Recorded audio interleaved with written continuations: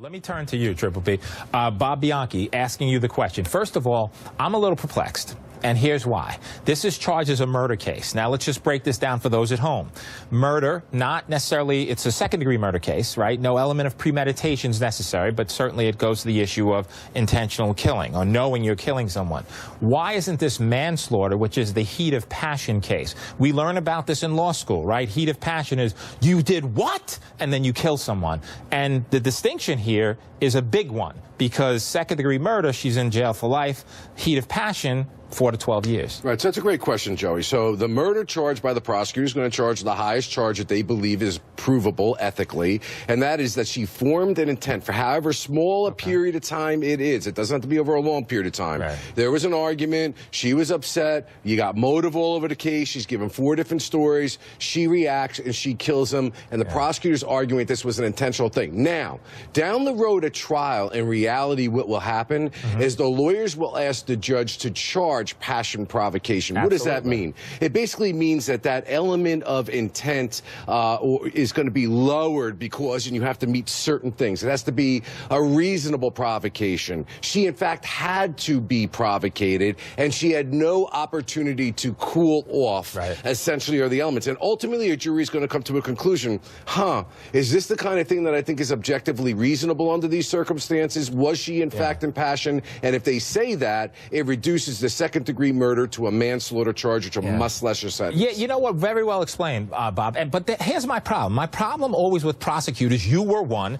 is that I believe they overcharge. The bottom line is that this seems to me to be the classic case of heat of passion. The reality is she's pissed off. We heard Bernice Mann, our producer, explain. He's having infidelity. She goes bananas, grabs a steak knife, and kills him. To me, that's evidence. It doesn't excuse it. Let's be clear to the audience. It doesn't excuse your crime, but it's not a classic murder.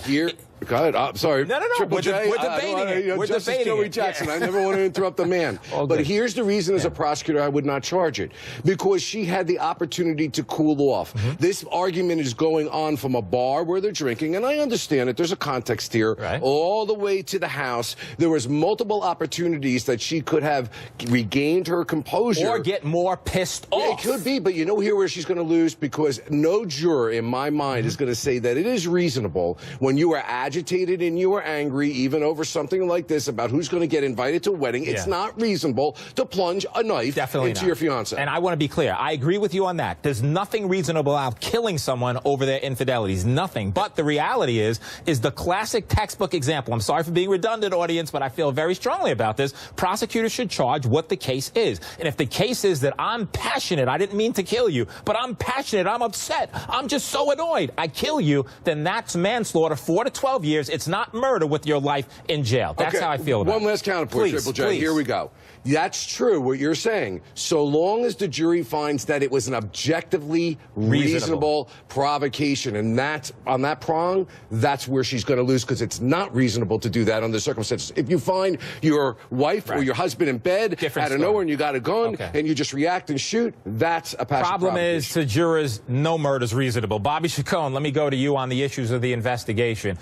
You know, you've heard this debate between Bob Bianchi and myself over, sudden heat of passion over murder. What investigative tools will be looked for to show that distinction between whether it was heat of passion or whether it was just murder? Well, sure. First thing I would do as an investigator is talk to her friends. Did she talk to you? Did she know he was having this affair? Did she complain about it? So this isn't something she may have found out that night. There may be texts of her complaining to her girlfriends about him wanting to invite his former lover or even his current lover, if she suspected that, to the wedding. So they may be able to establish through talking to her friends, talking to her family, his family, that she knew all along about this affair. She didn't like it. She wasn't happy about it. But this wasn't a heat of the moment thing. She hadn't just found out about it. What they were arguing about was not about the affair that night. They were arguing about whether this woman should be invited to the wedding. So apparently this affair was known to her. This wasn't a spur of the moment thing where she's just learning about this affair. This is something she had time to digest, and she was really, really angry that he was almost insisting on inviting her to the wedding. So that may change that heat of passion thing. This is not, like you said, this is not something where he just walked into the bedroom or she just walked into the bedroom and saw him in a all over in bed. This is something she's known about. This is something that she's able to digest, and it's just reasonable. I think that you could do it as a lesser included offense, or certainly I think that murder too could be here. Yeah, no, the very good points made by both you and Bob Bianchi. I'm just of the view that we should call it as we see it. But if the facts are as you say, then certainly I think there's a case for second-degree murder. Thank you both. Stay right there.